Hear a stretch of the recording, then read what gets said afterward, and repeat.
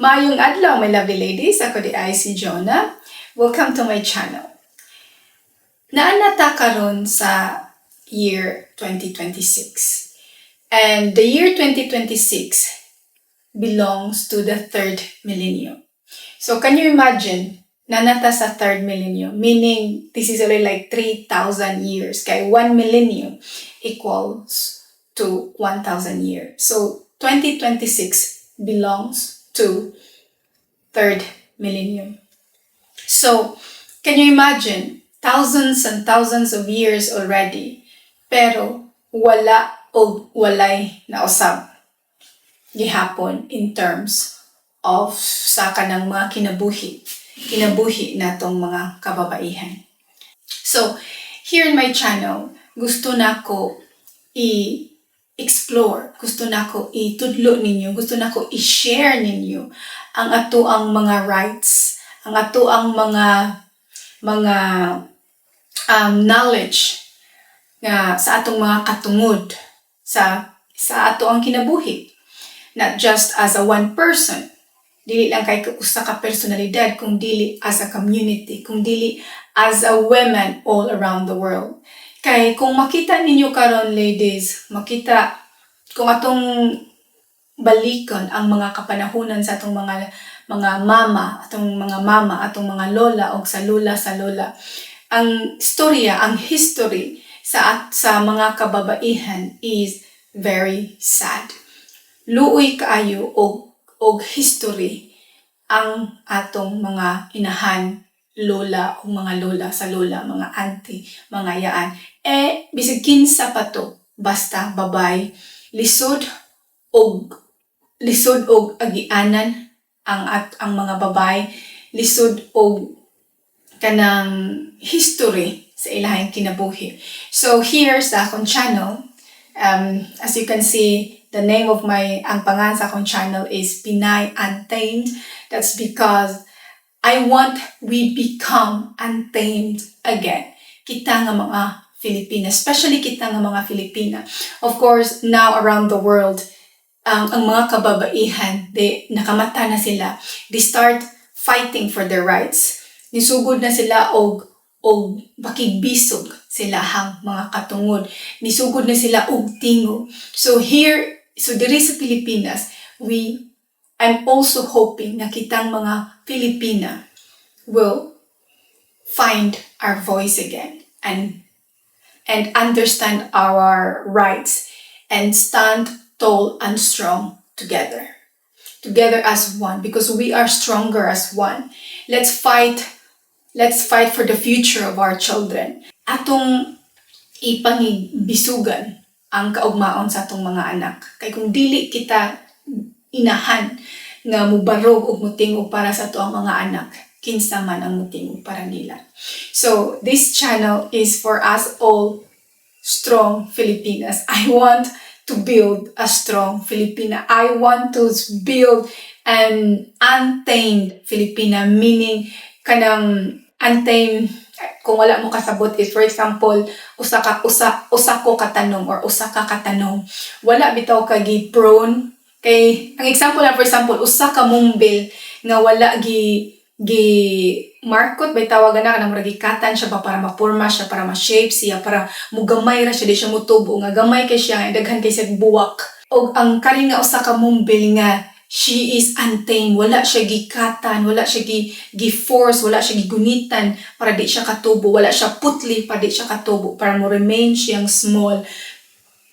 Ang usa ka mumbil ni grow ra gyud siya freely. Wala gyud siya hilabti, tubigan ra siya ni dako og ni gwapa og kanang namuwak og maayo ang usa ka mumbil. So, mo nang akong gustong buti pasabuto, gustong mahitabo din sa akong channel nga kita nga kababaihan mahimo tang usa ka mumbil nga karing nga ni grow, nga ni thrive, nga namuwak og maayo as her without proning her.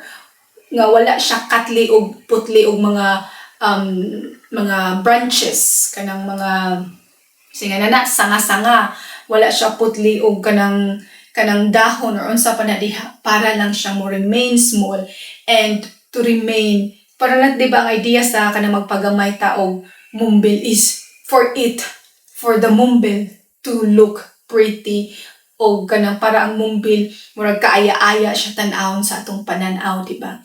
To kind of serve us, di ba? Di ko gusto nga mahimo tang mumbil ngayon ana bitaw nga giputlanta, gipagamyan ta. You know, we are so oppressed. I want we Filipino to become untamed, and that's the goal of my channel. And today, as kanang primero nga topic sa ako ang new kanang name sa ako ang channel, because my channel existed around 2 years ago now.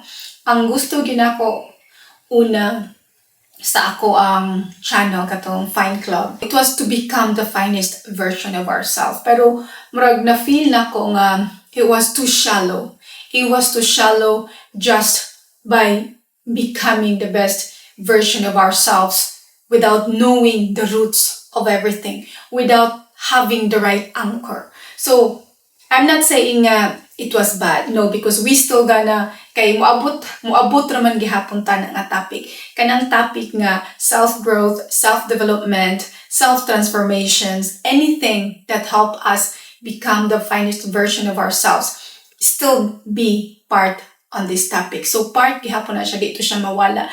Pero sa karon nga akong gi-rebrand ang ako ang channel into Pinay Untamed, gusto na ako nga kitang mga kababaehan will understand the roots. Gusto na ako nga will have a strong anchor, will have a strong foundation, will have a strong root to really grow ourselves. Because without the right anchor, without a strong foundation, it's very difficult to grow, to become the finest version of ourselves. Lisod kayo, no? Lisod kayo nga we jump into the kanang rooftop part already sa ato ang life, no? We have to have a strong foundation. And this is where Pinay Untamed will start. Okay? So that's why today gusto nako nga tabian ni nato sila nga duha ka word, because this is where you start to question everything. Because for me, it's where it started. So we have the word here, patriarchy and matriarchy. Ibig sabihin, patriarchy is a social system where men hold more power, authority, and influence than women. So ibig sabihin, patriarchy is about men. Men is mga kalalakihan. Imong amahan, imong apuhan, imong brother, imong maestro nga lalaki. Basta, mga lalaki. So, this is centralized or center sa kalalakihan, where sila ang muhatag og power, authority, o influence kaysa mga kababaehan. And matriarchy is where women hold primary power, authority, and control. So, mahug ni siya gatuhang, di gud mahug, ana gid siya, amahan, inahan. So, focus sa ta diri sa patriarchy. Kailangan nato sabton ang patriarchy. Asa man nato makita ang patriarchy? So, in today's days, makita nato patriarchy in politics, religion, works and business, media and entertainment, safety and public places, family and relationships, education and career expectation, everyday social norms. So kung mabantayan ninyo, as of today's days, o sa karon nga nalata sa 3rd millennium, o kung back in the 1st millennium, wala pa jud kaayoy nahitabo. we are still living in a system of patriarchy. So everything nga ato ang ginalihukan karon is ruled by men. Gipadagan sa mga kalalakihan. Mao na akong mabantayan ninyo nga ang mga kababaehan, kitang mga kababaehan, permi kita ang sub, di ba? Murag sub sa kalalakihan. Munang, especially sa ato ang kultura, I think I would say I believe, and I truly believe na kitang mga Pilipino, ang atong culture atong Filipino culture is actually very strongly based sa patriarchy. If you look at kanang much advanced na mga countries and richer countries like Finland, Sweden, Norway, Switzerland, ang ilahang country medyo level na siya. Di na kayo dako ang, of course, it's still not perfect. I'm not saying it's perfect, pero medyo ang mga babae ngadto na sila'y voice, na sila'y kanang mga rights. Pero sa ato ang Filipino culture, we are still very behind as women. Our culture is still very much based on the patriarchy. So kung makabantay mo politics, pila man, kung imong tan-awon, pila ka buok mga senador, pila ka buok mga mayor, presidente, barangay captain, unsa pa na diha, nga mga lalaki. It's like, maybe there are 10 kabuok mga lalaki, maybe there are just 3, 4, if you're lucky, na mga kababaehan na naa sa politics. So kung makita ninyo ang diferensya between babay ug lalaki nga nagpadagan ug naa sa politika karon, very much based on patriarchy. Religion. Oh, this is a topic that is very, I would love to talk about, and we will get there. We will talk about religion, because religion is also one of the topic that we must understand to help us break from this system. Religion. So kung imong tanawon mga religion, kinsa man kasagaran ng mga anas, ang mga nagdako-dako sa relihiyon. Di ba kasagaran mga lalaki? For example, natong mga Katoliko, kinsa man mga pope, mga pare, di ba? Sila ang permi nga mga head, nga mga dagko, o mga power, o authority, o influence sa relihiyon. Di ba? Ang mga madri, unsa may trabaho sa mga madri, ang women. The normal job of a woman, kita'y tig-suporta, di ba? So, religion. Next, works and business. When it comes to business, when it comes to work, kinsa man permi ang dagkog sweldo, kinsa man permi ang well-respected, kinsa man permi ang naa sa mga taas nga mga singanana kanang position, di ba, kasagaran mga lalaki. Next, media and entertainment. Same. So, kinsa man gyapon mga dagko nga boss sa mga media and entertainment. Katong sa ABS-CBN sa una, kinsa man to sila. Karon sa GMA, kinsa man na sila. Again, men, mga lalaki.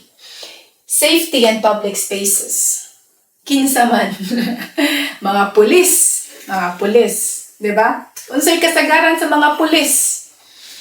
O sa mga public places, kinsa may kasagaran na nila? Unsa may mas daghan, babae or lalaki? Again, lalaki. Family and relationship.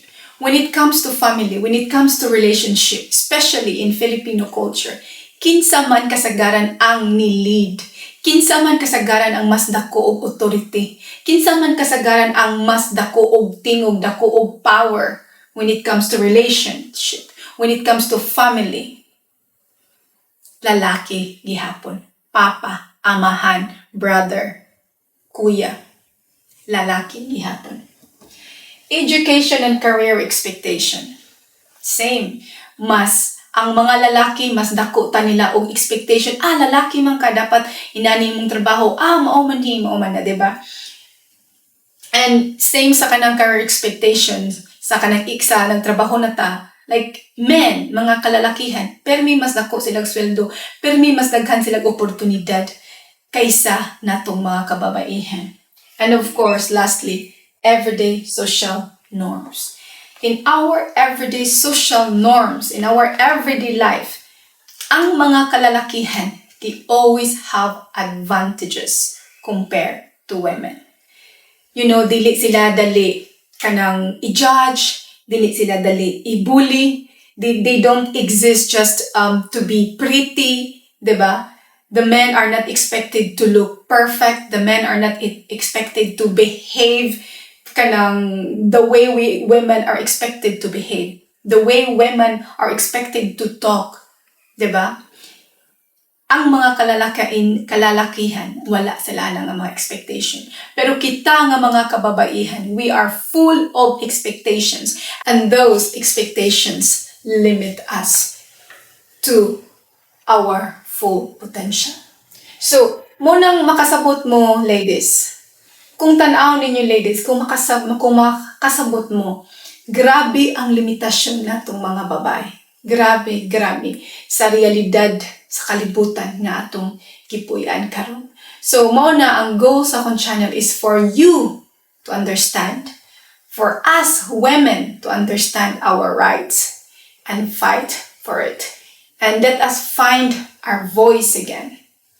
We have to fight for equal pay, and we have to fight for our future. There are so many out there that karon nga kita nga mga kababaihan, we need to stop and we have to do something about it. Otherwise, we will be forever treated the way we are treated right now.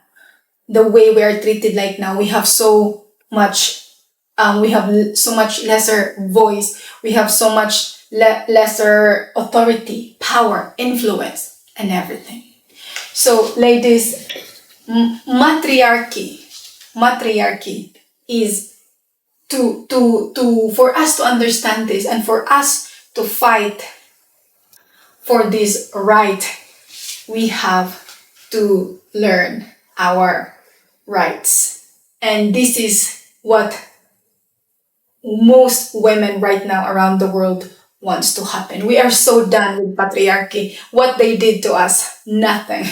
Like kung makabantay mo sa politics, for them, it's like a game. Pero kung tanaw ninyo bitaw, for example, kung ako na sayo pa, Finland, Sweden, Norway, maginana ilahang mga kanang mga tao nila sa gobyerno o sa other nga mga gobyerno nga mga ahensya, kasagaran nila mga kababaihan. And that's why their country is run peacefully and effectively, because women run their country. And hopefully, kitang mga kababaihan, I don't know how fast it will go in the Philippines, how fast for kanang natong mga kababaihan to understand our rights as women and to fight for it, because kanang still a lot of kanang atong mga kababaihan nga walay grado. But I'm very hopeful na makamit ni nato ang matriarchy nga sistema. And if you like this topic, ladies, don't forget to like and subscribe on my channel kay para magkita patag-usab ug magtabi ug daghan pa kayo tang tabian. And this is all for today. I'll see you on my next video. Bye-bye for now.